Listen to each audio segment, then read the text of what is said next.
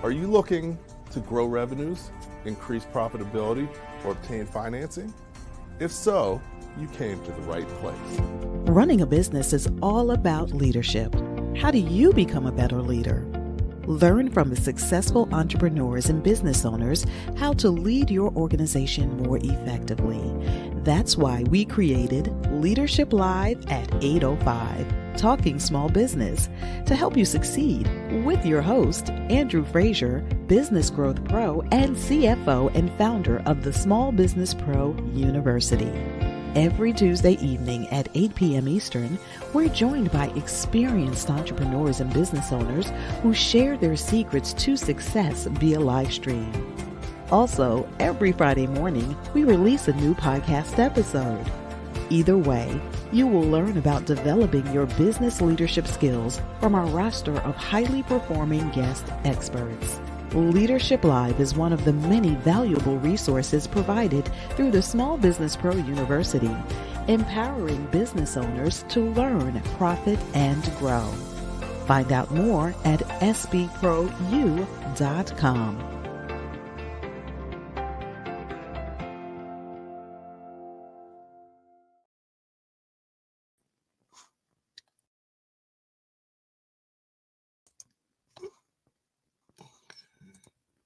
Good evening and welcome back to Leadership Live at 8:05. I'm your host, Andrew Frazier. I'm excited to be back here this week after Thanksgiving. Hope that you had a great holiday and spent it with family and friends. And, now we're coming up on the end of the year, so a lot going on. It's a time to make the big push so you can end the year strong. Also, it's an important time to really start planning for next year, so that you can really make next year your best year ever. That's my goal, and that's what I'm going to be doing. And I hope the same is true for you. And if you need some help, definitely that's one thing we specialize in. So putting together your growth plans and strategies. But tonight, like many nights, we have a special guest, and really excited talking about how to defibrillate your business. As business owners, it can be challenging. Sometimes, you need a little energy or a little shock to really get you and your business up and running in the way it has the potential to.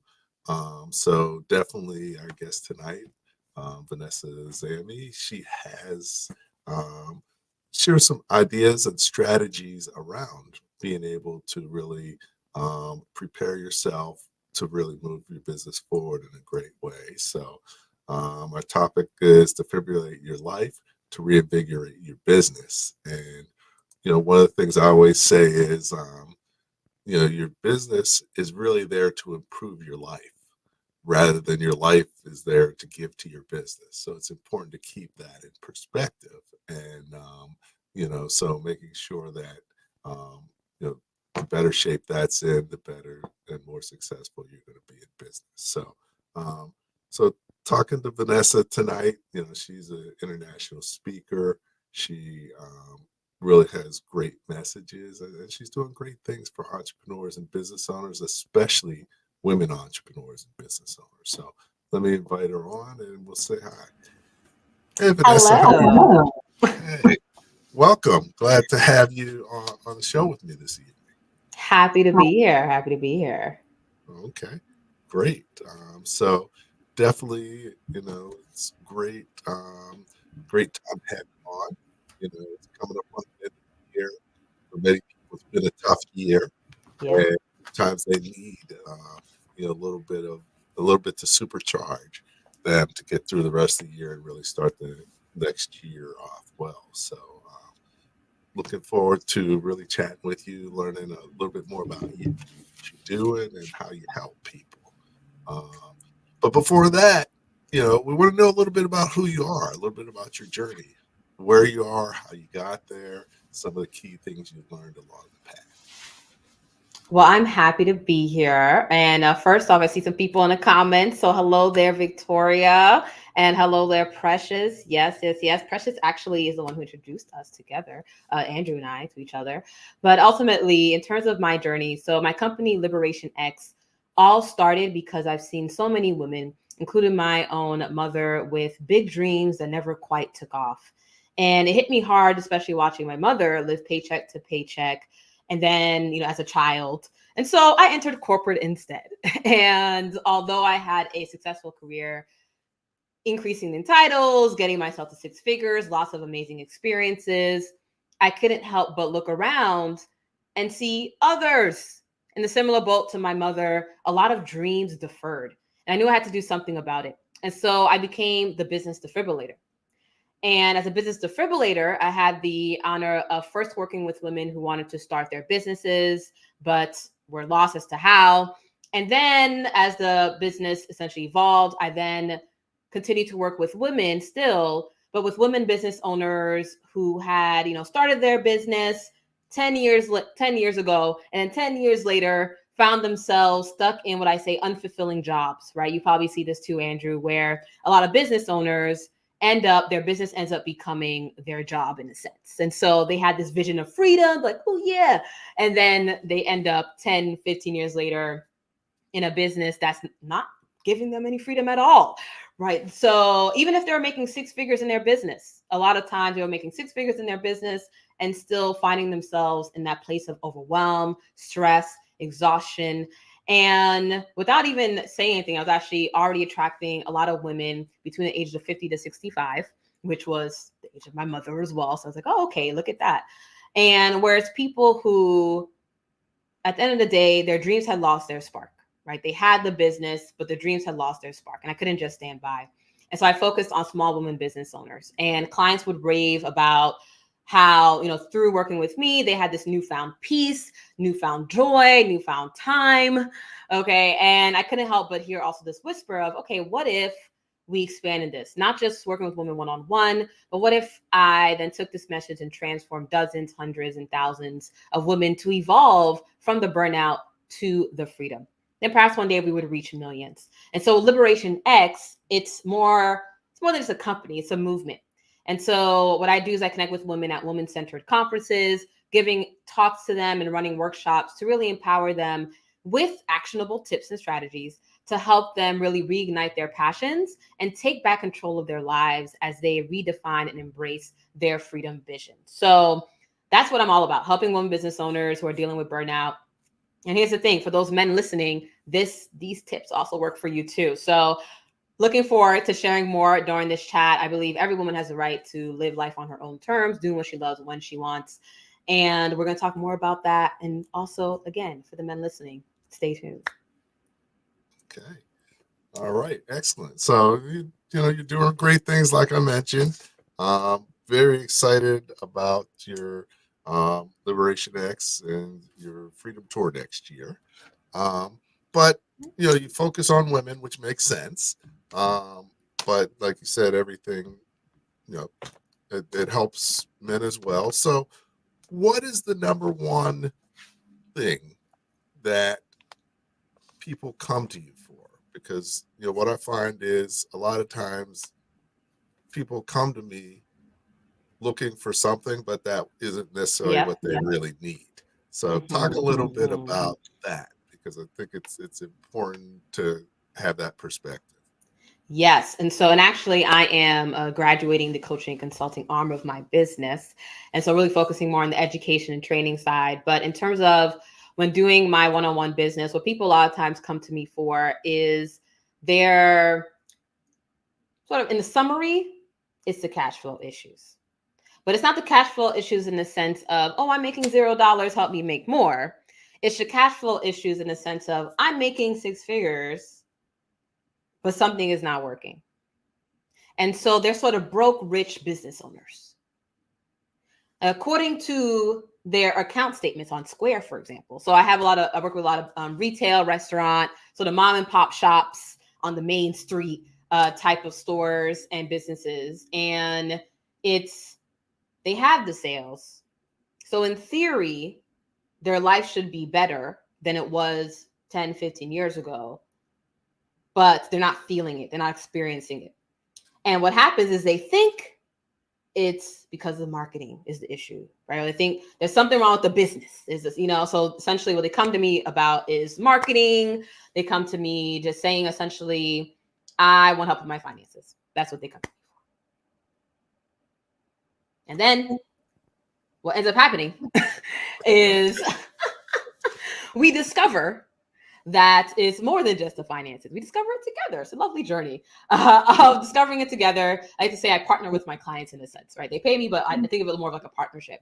And so we discover together, me and the client, that it is more than just the finances, right? It's more than just the, this is the income, this is expenses. Oh, just cut expenses and voila. No. Then profit. No.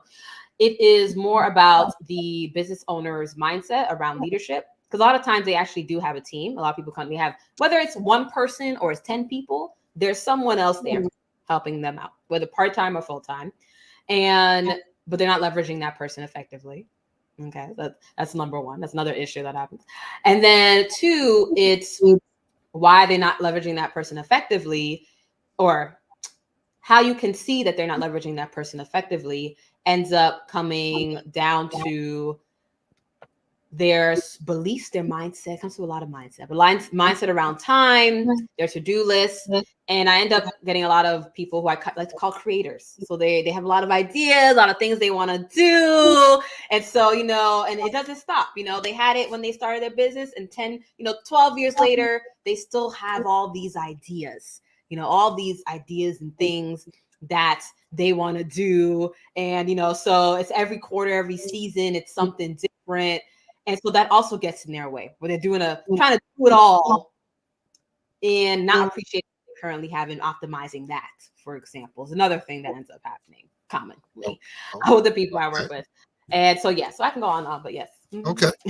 So lack of focus. I run into that a lot. Yes. Really, it's important.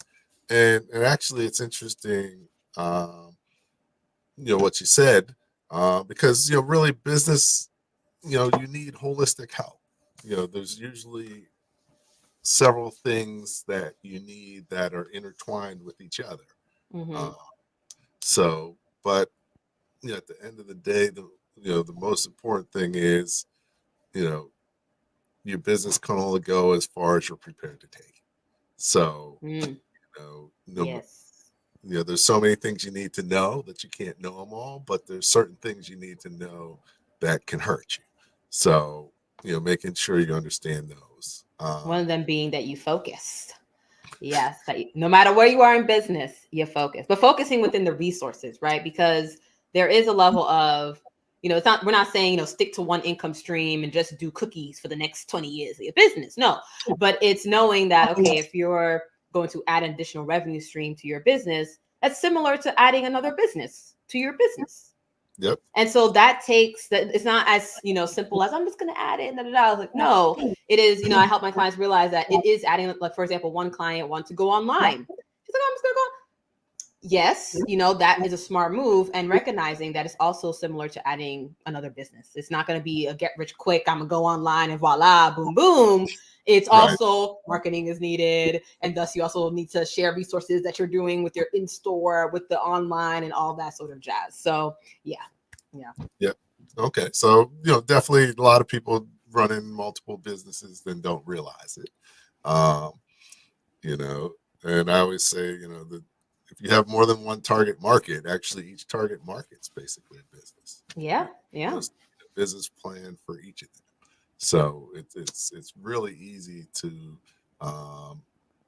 not be as focused as you could and should be. So yes, it's easy not to be, but it's critical. It's critical. That's right. And of course, you got your finances. A lot of times people focus on the revenues and not the profitability. And many times business owners are a little bit afraid of their finances. So usually they're not looking at the numbers and other things. That too. And, if you're not doing that, it's going to be hard to run your business successfully. Yeah. Especially as that creator group I talked about. Yeah, the creator group, they're very, very, very often I find they're not looking at their numbers. And so, and even the process of going through the numbers with them, it's a whole couple of hours. So, okay, we got this. We got to do this. And then they try to distract themselves. Like, no, we must focus. We must do this. But then they appreciate the fact that they do it after they do it. So it's very Yeah. Yeah.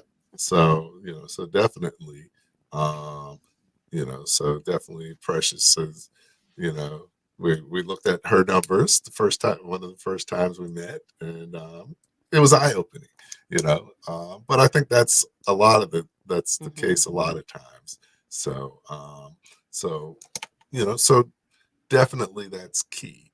Now you talked about leadership, because I think that's why we have the show Leadership Live at 8:05, because, leadership is so important in terms of your success in business.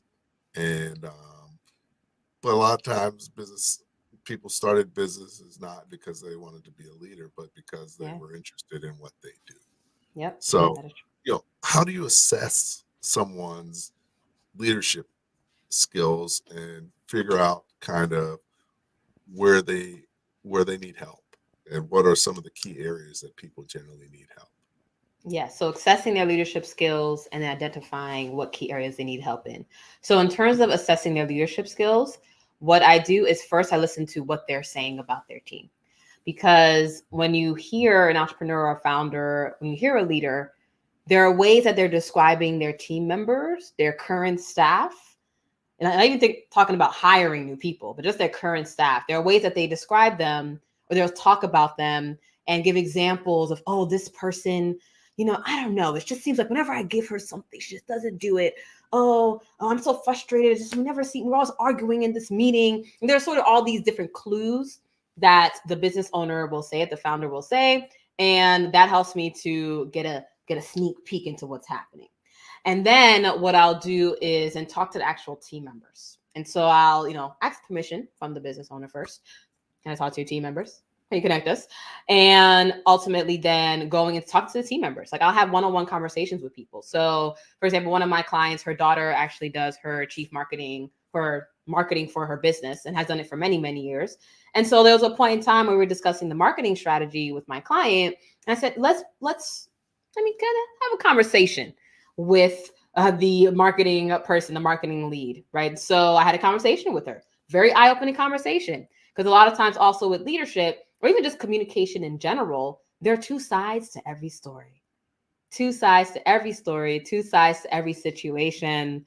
And so it's very helpful for me to get my client's perspective, the business owner, the founder. Awesome. It's a very valid perspective.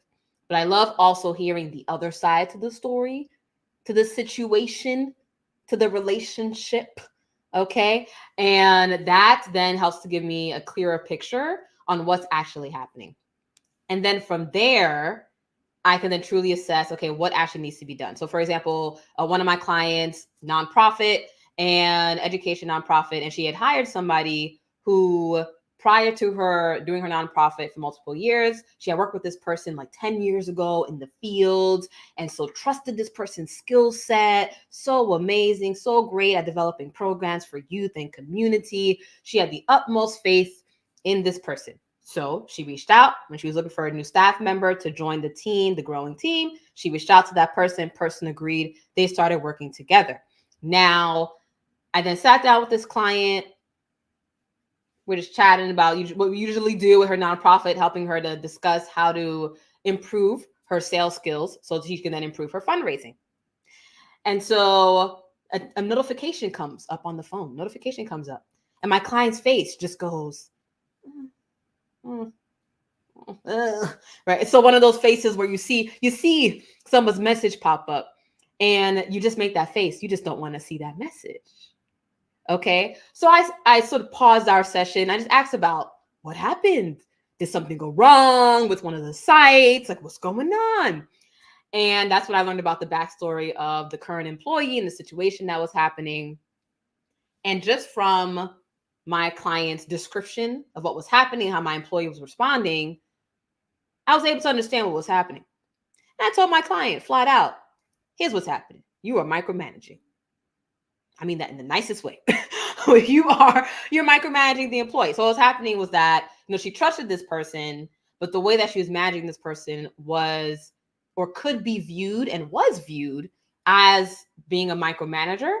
And so my client was able to, to remember and assess and actually recall the direct responses from the employee about what she was saying and how she was responding to things. So I was able to use that to identify and understand, oh, okay, my client's being a micromanager.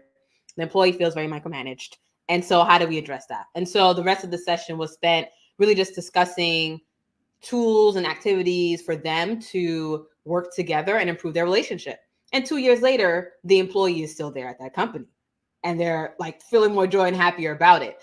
And so for me, in terms of assessing the leadership, it really comes down to assessing the relationship, which then comes down to having direct discussions with my client, the leader, the business owner, the founder, and then with the other staff member or members as well too. Because a lot of times when it comes to being a business owner, it's, it's a problem with one staff member that may be top of mind, but there are sometimes even more issues with other staff members that come up as well. Okay. No, great. It's interesting. In my first book, Running Your Small Business Like a Pro, the 5th chapter is called Is It Me or Are My Employees Crazy? Because, similar to what you mentioned, a lot of times, there may be some strife between the owner and employees, but many times they're the ones that needs to resolve the problem. And many times it may be them that's the problem. So, I did like a workshop a couple of years ago. I was like, it's not them, it's you. Yeah, so definitely, that's key. And micromanaging is a challenge. Actually, something, my most recent book and my soon-to-be released book, 2nd edition, the Masterpreneur Playbook, lays out actually something that is kind of interesting around that topic. So, awesome. One of the premises is, there's 5 steps to growth, and you got to go from being an entrepreneur to employee supervisor to manager to executive to CEO. And each one of those, you have a totally different role and responsibility. So a lot of times as a business owner, if you don't shift from being the employee supervisor to the manager, then you're not going to effectively be able to grow, because your organization is not going to be able to move forward because you're not doing the key things.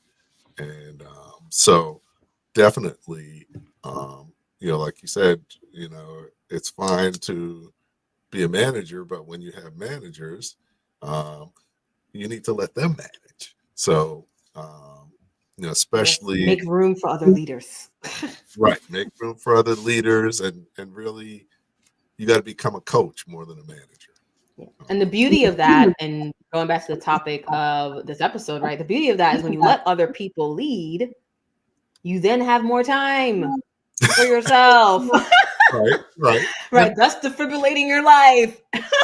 And so, and it's sort of using that power of leadership and delegation effectively as a tool and a means to help yourself sustain yourself so you can show up as a better leader for your business. Yeah, no, definitely. So, so we're going to take a quick break and come back to really the conversation and sort of build on leadership. But just want to share something real quick. We just had Cyber Monday yesterday. So, we have some Cyber Monday specials for you. So if you're looking for some great, we got some great gear, so you can be looking sharp, as well as my All Pro combo. So actually all 3 of my books for 33% off. So something you may want to check out. Links in the chat. And let's see, there we go. And just to give you a little taste of what we've got is a little bit about the different books. So we'll just play the Masterpreneur Playbook, and then we'll come This is back. my most recent. It's not even available yet. Oh, it's not? Okay. The Masterpreneur Playbook. Okay. And really, we talked about is there's 5 steps Yeah. to growing your business. Yeah. And, really laying out what those steps are, but not only what the steps are, how do you transition through them? And each stage, you have certain things, there's a certain challenge that you have to overcome. Right. There's a certain goal you have to achieve. Right. There's a certain role you have as a business owner. Right. There's a certain structure that you need to have within your business to support that role and move into the next role. So each step, I lay out what those things are. Wonderful. Because each one of those Yep. has a key skill that you have to have as the business owner. You have to evolve and continually learn, or you're going to get stuck. You can only go as far as you're prepared to take. Okay, welcome back to Leadership Live. I'm here with Vanessa Zamy, and we're talking small business, talking about leadership, talking about how to defibrillate your life and your business. And, one of the key things she was talking about was really being able to manage people effectively. And for many business owners, that's a really big challenge. And we actually have a question about that, or from Precious. She liked the story. Micromanager, she's been there. What happens when you've never managed? How do you help people to learn how to manage if they've never managed before? Yes. So I actually have one of my signature talks is called Leading for Longevity, how to maintain a high productive standard for your growing team. And I do this talk. I recently did this talk in Illinois for a woman-centered community and group. But with that being said, something that I talk about in that workshop is the idea of doers versus entrepreneurs. There's all these personality tests out there. So many out there, right? MBTI, Strengths Quest, Gallup has a whole bunch of stuff too. There's so many personality tests. But when you distill them down to just the people who you're working with or the people who you're looking to hire, I call it doer versus the entrepreneur. And what happens with a micromanager is a lot of times when they're seen as a micromanager, they're seen as a micromanager from the person who I would call and label the entrepreneurial person. They're the entrepreneurial mindset. And what that means is, yes, you are the entrepreneur because you founded this business, you started this business, great. But what happens a lot is that you have the people who are intrapreneurs. So they're entrepreneurs, but they act as entrepreneurs within a specific company. And usually those are the people as an entrepreneur who you want to hire because they tend to be more independently minded. And as a business owner, you're saying to yourself, I don't want to have to really deal with managing you. And so you tend to look for the person who's a little bit more independent minded. They kind of just do their own thing. You tell them what to do. They do their own thing. You don't want to babysit them in theory. You don't want to babysit them. Now, what happens is when you hire this person, that's what they prefer. They don't want to be babysat. All you need to tell them is the main objective and just let them go. Let them go. Okay. But here's where the micromanaging disconnect comes because you're saying to yourself, well, Vanessa, yes, I want to hire someone independent. I then hire someone independent. So thus they're not being micromanagers, but they are. They are being micromanaged because then what happens as an entrepreneur is that this is your baby. As a business owner, whether you've been in business 5 years, 20 years, 50 years, this is your baby. Okay. And so, yes, you're thinking about 15 million other things, but within those 15 million other things, you're thinking about the project that you gave this employee, this entrepreneurial minded employee. And so you want updates. And also as an entrepreneur, as a business owner and founder, what happens is you want updates yesterday. You want things to happen a little bit faster and quicker. And you also have this belief that they should happen faster and quicker than they are. And so what ends up happening is that you then check in with the entrepreneur. Now, checking in is not bad, but checking in too often is what leads to the discontents from both ends, right? From both you as well as your new employee. Because now they're saying, I'm getting asked so many questions, I can't do my work. Or they're saying, well, I'll go back to the example that I gave, or they're saying, they're feeling, not even so much they're saying, but they're feeling as though you don't trust them.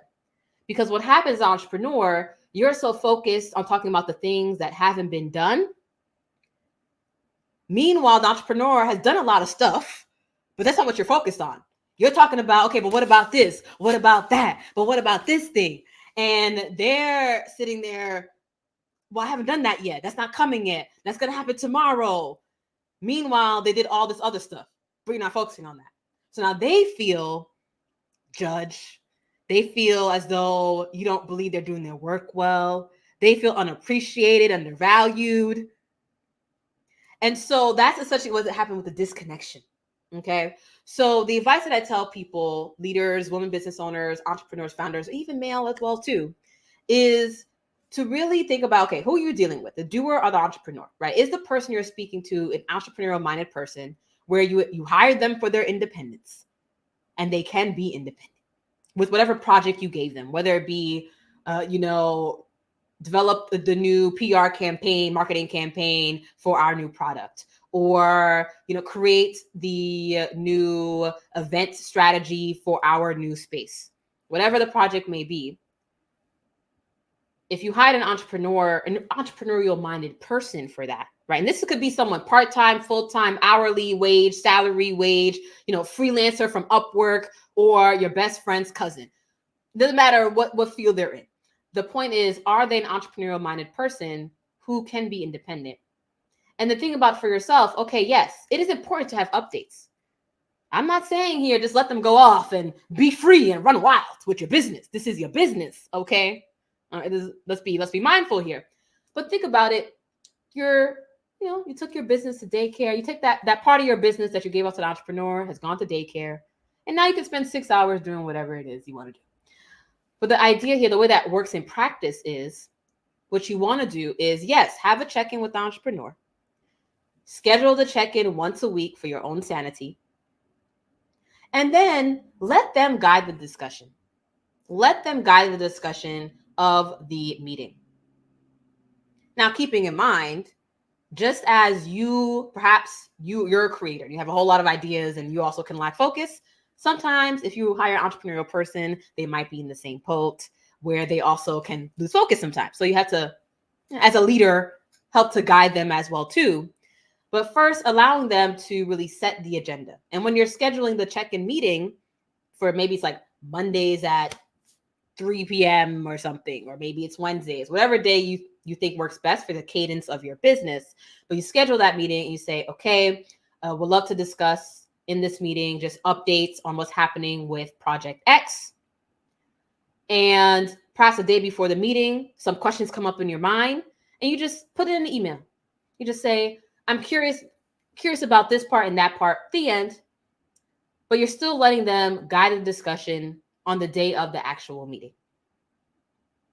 And so in that way, you're still getting your check-in, you're still getting your updates as a leader, which is what you want, but you're still allowing them to maintain their independence and the freedom that you hired them to maintain to help yourself focus on the other things in your business or in your life. Okay, maybe your grandkids, your spouse, date night here and there, whatever it may be. And so when it comes to, if you've never managed someone before, really consider, is the person you're leading a doer or an entrepreneur? And they're entrepreneur, recognizing and appreciating their independence in a way where they still have independence on their role and you're still getting the updates that you need. Oh, you're very welcome, Precious. Happy to help. Okay, great. I like the doer versus entrepreneur. One of the things I always tell people is, you have to deal with people effectively and task efficiently. So that means you can't treat everybody the same. That is true. You have to work effectively, and so one thing that works for someone may not work for someone else. And sometimes with people, slow is fast. Sometimes going slower at times actually prepares you to be able to go faster at times. You're probably familiar with the African American or the African proverb, if you want to go fast, go alone. But if you want to go far, go together. Yes. And if you go alone and you're going fast for too long, then you need a defibrillator to bounce you back. So that's key. I mean, you talked about so many valuable things in that, last few minutes. So So I just want to take a minute to unpack them, if that's okay. By all means. All right. So, definitely that. And, a lot of it's about interpersonal skills, being able to effectively work with others in the best way possible. So, as far as interpersonal skills, what would you say are the most important ones for people to develop, and what ways do you work with them to develop it, or their tools, or what is how do you help people get better at that? Yes. So what are the interpersonal skills and what are some tools? So when you say the interpersonal skills, I will say my first thought is it depends on the culture of your own business. And what I tell people is anyone can be a leader. Anyone can be a great leader. And so I'm also a professor of entrepreneurship. So I teach a class called entrepreneurship for a group of students in Portland State University out in Oregon. And so it's a mixed crowd, undergrad, grad people, full-time jobs, parents, etc. And one of the classes that I have in my curriculum is on leadership and hiring. And what I tell people and what I share with them is the same thing I share in my 2-hour workshop, Leading for Longevity. Well, not the same thing, but this statement I'm about to say right now, which is that anyone can be a great leader. Anyone can be a great leader. And I like to always present this scenario where I tell people, okay, someone, one of your employees decides, asks to leave an hour early to go to an appointment, take their spouse to the appointment. You say yes. The next week, another employee who's average but not great also asks to leave early. They mentioned who you talked about last. They mentioned last week's situation with the other employee. So they're being asked to be let go an hour early for an appointment. They're not telling you what the appointment is. I'm going to have to listen to that again for this example. But people tend to have different answers for that. And the thing about the scenarios is not necessarily a right answer. Because when it comes to your company, you can lead it however you want. And the way that, and let's talk about even cultural differences. Okay. The way people lead companies in the US versus the way they lead companies in China, for example, or somewhere else in Asia or in Europe or whatever it may be, in other continents or countries, is different just based on cultural values and differences. There's nothing necessarily right or wrong about any of that. And so when it comes to interpersonal skills, though, like, for example, in my company, what I value, my Liberation X, is all about honesty and transparency, which comes down to a key skill in leadership across the board, though, no matter what culture you're in, which is communication. Communication. Okay. And so when it comes to what interpersonal skills are necessary for effective communication, that's now good. They'll deeper here. So to be an effective leader, you need to be an effective communicator. To be an effective communicator, what are the skills that you need for that? Listening, active listening, which means actually taking it. And maybe for you, that might mean taking notes, whatever it may mean. But ultimately, it is truly taking the time to ask the right questions to your employee or your interviewee or whatever it may be, to then fully understand what it is that's happening in their mind and in their world. So with active listening, it allows you to embody some more sympathy and empathy on their perspective. All right, so that's one of the most important interpersonal skills is the listening, then the understanding. Oh, yes. You want to chime in? Okay. Well, I mean, I just say, they say that, the best investment that you can make professionally, whatever you're doing, is developing your communication skills. So anywhere, you get the best return, both personally and professionally, by further developing your communication skills. So you're right on with that. That is true. And then, but in order to be an effective communicator, you got to be an effective active listener. You have to be someone who can actually listen and understand and ask the right questions. Not even ask the right questions, but even ask questions in general to understand more about what's happening. Because it's very easy as a leader, as an entrepreneur and business owner, to just think that your way, your thought, what you see is all that's happening, and then you're kind of just, oh, this employee is just being terrible. Oh, this employee, I can't believe that, oh, can you believe them? I can't believe. And usually when you sit down and take the time to sit down, so I tell people, have development checks with your employees and your staff at least once a quarter. Just make the time to listen, to understand what's happening in their life. What are their goals? Do they still feel aligned to the business and the culture? Are they still, stuff of that nature? And so, and it helps when you do that listening. One, it helps you to know more about your employees, but also two, it helps them to see that you actually care about them, and then they're a little bit more amenable to stay with you, which helps to save you costs on turnover and recruiting. So yeah. Okay. And not only that, they may actually give you some ideas that are going to make your business better. Exactly. Exactly. Let's talk about feedback. Yes. Feedback. Very difficult for an entrepreneur to accept feedback. Yes. Or any business owners in general. It's like, no, this is the way. This is the way. It's like, Hallmark movies, which are very popular now. There's usually a scenario where the small business owner gets advice from outside and they're like, no. We've been doing this for 30 years. This is the way it should be.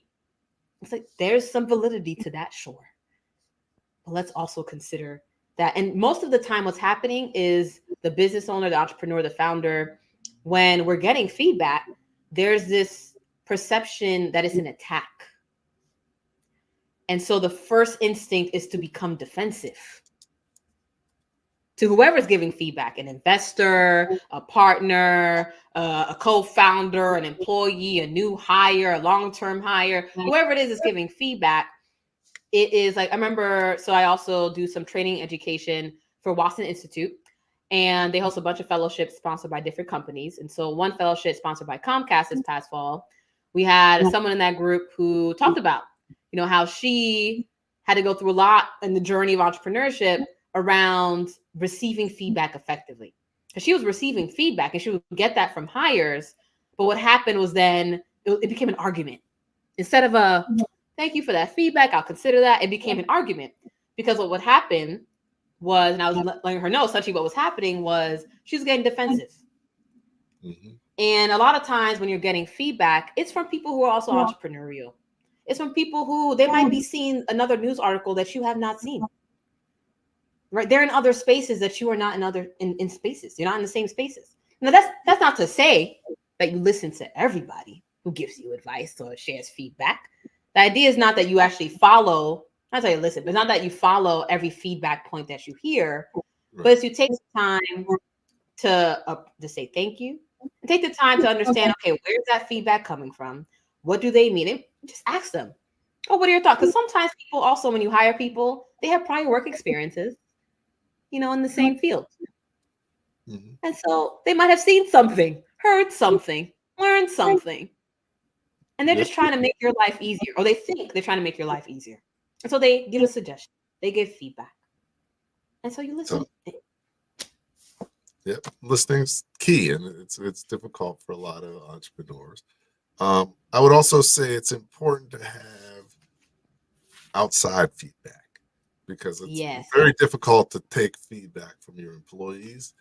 And also most employees, generally, they don't like to tell you stuff about yourself or about what's going on in your business. So, having an external perspective is helpful because, you're only seeing what people want you to see. Yes.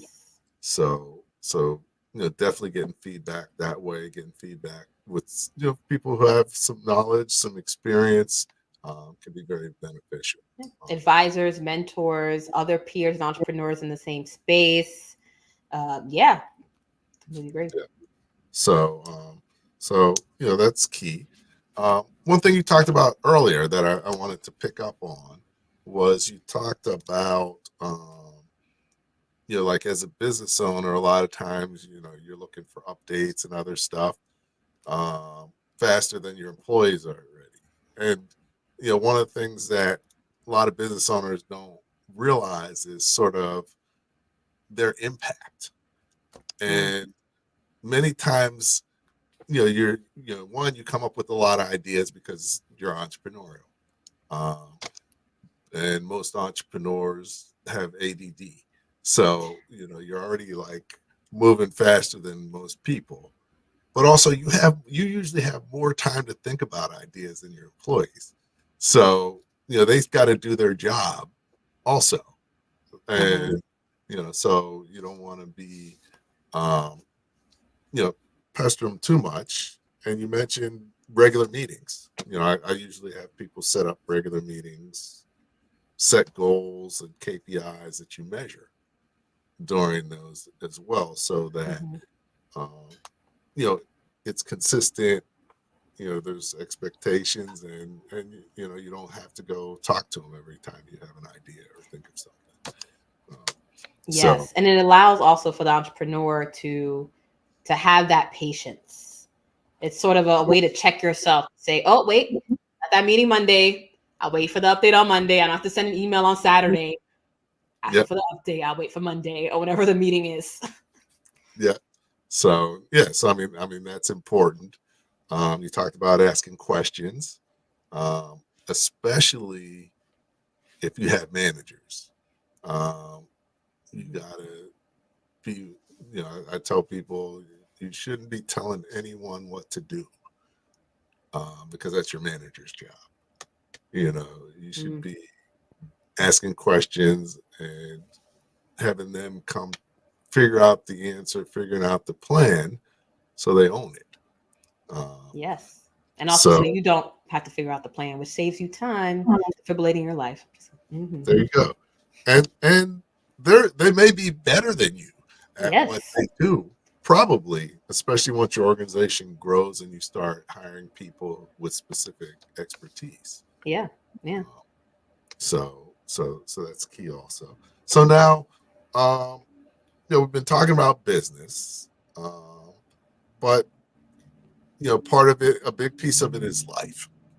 Yeah. So So what on the life side do you see as key for entrepreneurs and business owners to be able to improve their life, but also improve their business? Yes. And so in the workshop I mentioned, Leading for Longevity, it's a 3-hour workshop that can be cut down to 2 hours. But the last part of it, so it's lead, sustain, thrive. And the third part is all about, the sustain part is all about the life part.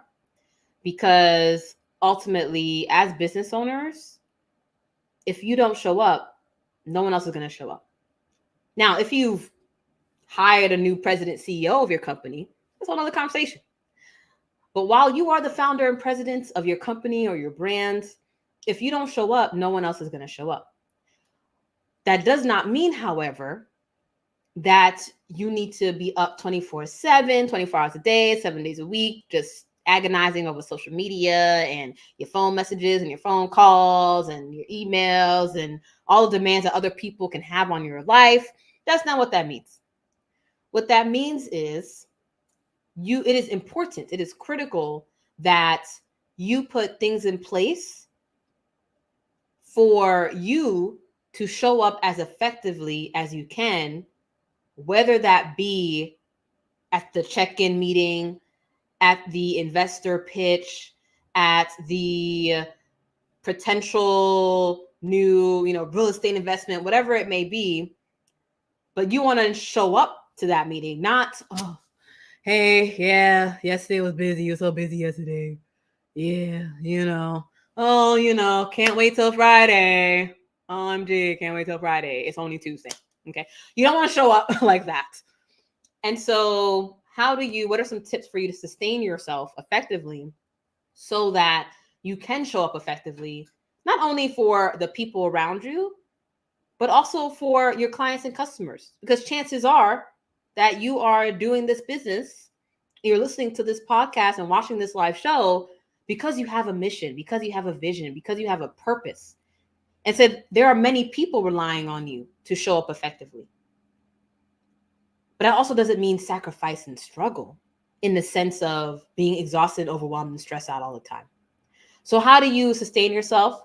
Well, some tools, this is what I talk about more so in my keynote presentation, and around just the 3 E's. So I say energy, efficiency, effectiveness, but energy being implementing and instilling things in your life that give you joy, make you laugh, and bring you peace.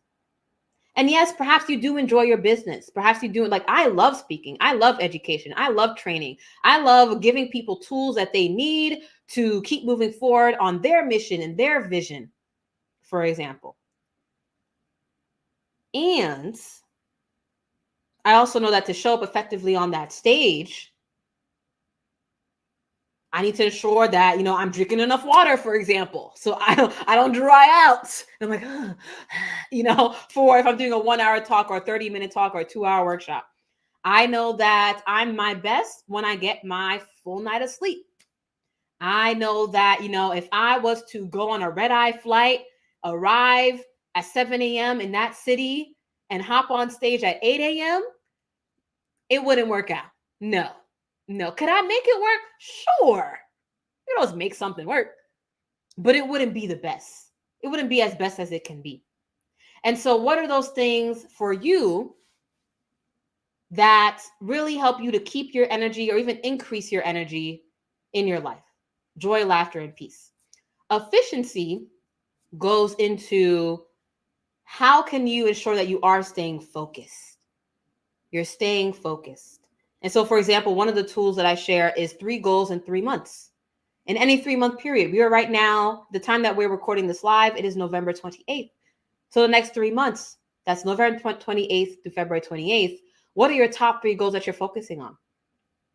And depending on your size of business, that may be all 3 of them business goals, and then 3 separate personal goals, or the 3 goals is a mixture of personal and business. But the idea is that you're only focusing on 3 goals in 3 months. That's your focus.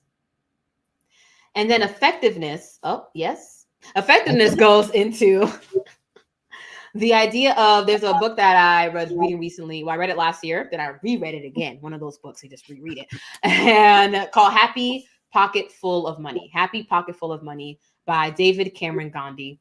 And in that book, I remember when I was rereading it the second time, I took note of this sentence. He says, stop choosing what has been chosen for you by others and start choosing on your own. Stop choosing what has been chosen for you by others and start choosing on your own. And what that means is, yes, you crafted this business based off of your interests and your hobby and what it is that you love doing. And as your business grows and you're 5 years, 10 years, 20 years in your business, you have a team of people, whether it's 1 person or 10 people, you might have an office, whatever it may be, understanding that you are in control of your own time. You are in control of your own energy. You are in control of your own space and what it is that you choose to say yes to and what it is that you choose to say no to. So be mindful of what it is that you're saying yes and no to. And to help you do that, reflecting on what brings the energy, what doesn't, okay? And thinking about, what are your focus areas for the next 3 months and so on and so forth. So yes, those are some of the tools on how you can really sustain yourself as a leader to ensure that you're effectively showing up for yourself, for all other areas of your life. So for example, let's say you have grandkids. When's the last time you spent time with them? Do you enjoy it? Maybe you don't. So maybe you haven't spent time with them in a while. But if you're saying, oh, I'm just so busy. Okay. If you're, when's the last time you've had date night with your partner, with your spouse, with your husband, with your wife? When's the last time you had that date night? Because I guarantee you, they probably know. When's the last time you did not show up? Okay. They know. Okay. And it's not that you're too busy for them. It's that you're not making the time. When you're honest with yourself, it's not that you're busy, it's that you're not making the time. And we can all make the time for the things that we want. We have that control. We have that power. So take back that power and really think about and consider what are the things that you actually, that fuel you, that help you to show up at your best. Okay. And, showing up at your best is key to leadership. People always take keys from you. Nobody's going to do Exactly. more or be better in your business than you. That is So true. setting That is that true. example, it's better to show up and set an example as opposed to just be around all the time. Exactly. So one thing that's a challenge with these is I have so many great guests, and an hour seems like it's a long time, but it never is. Because I could talk about small business, so and I'm sure you can too. We got a lot of Yes, experience. I mean the workshop is 3 hours, so we can go on. The keynote is, the keynote's an hour, so we can go all day. We go all night. Okay, so this is just like the second inning for you. So usually when we close out, I always ask the guests to share 3 key takeaways from what we talked about, because we talk about a lot of things, like you said. It's important to focus and focus on 3 things that you can really take away and start doing tomorrow based on what we discussed. So I'll give you a second to think about that. Oh yes, that was a lot. We talked about a lot. Yeah. So, and during that, I'm just going to share a little bit about the Cyber Monday stuff we have, and just some other things that are coming up. So once again, website links in the chat. If you want to get some gear, we got some great stuff. Represent as a business owner from Small Business Pro University, as well as this is the best offer I've ever made on my 3 books, 33% off. So it's the book, the workbook, and the Masterpreneur Playbook. So definitely you can check those out. I'll just share a quick, short info about my book, and then we'll come back to Vanessa, and she'll share the 3 key things, 3 key takeaways from tonight's message. My first book is Running Your Small Business Like a Pro, and really that took me 5 years to write. It was, your first book, as you know, is the hardest one. Right, exactly. Let me take a. But it really took the work of working with 500 plus business owners. So 500, wow, that's great. Looked at the patterns that I've seen and really broke down the things that they needed to know in terms of, how did they get where they are now? What's their most important job as a business owner? What is their greatest fear? And then, is it your employees, or are you crazy? Because, definitely managing people is a challenge for small businesses, and just important things about financing and retirement, all those things that you need to know as a business owner. But where would you have learned them? Who's teaching you that? So many business owners don't know those things. Welcome back to Leadership Live. I'm here with Vanessa Zamy, and we're talking small business. Really had a chance to hear from Vanessa, the Business Defibrillator, about really leadership and developing yourself as a leader to run your organization more effectively. So, like we said, we talked about a whole bunch of stuff, but what are 3 things that we should take away that we can put to work immediately within our business? Yes. So I love the couple of minutes you had there, help me to sort of think in my mind the past hour that we've chatted through. So the top 3 things is, number 1, your business is beyond your finances. The key is to really leverage your leadership. And so if you don't already have a team, if you're more than 5 years in business, considering hiring your first employee. If you do have a team, think about scheduling check-ins with your one-on-one check-ins with your team members to learn more about them. Not check-ins about their project, but really check-ins about where are they with their goals and their vision? How do they feel about their contribution to your company? And what are they expecting, and how are they expecting to contribute further? And so have those development conversations, okay? Now, number 2, with that being said, we talked about a lot about communication. We said a lot about communication, effective communication. And the key to that, one of the key interpersonal skills to that is active listening and being there as a leader to listen and ask the right questions or ask questions in general to your employees to understand more about what they're doing and how they're thinking about what they're doing. While at the same time, not being a micromanager. So keeping in mind, is your employee a doer or entrepreneur? So as you think about, there's probably a difficult employee in your mind that you were thinking about during this live show.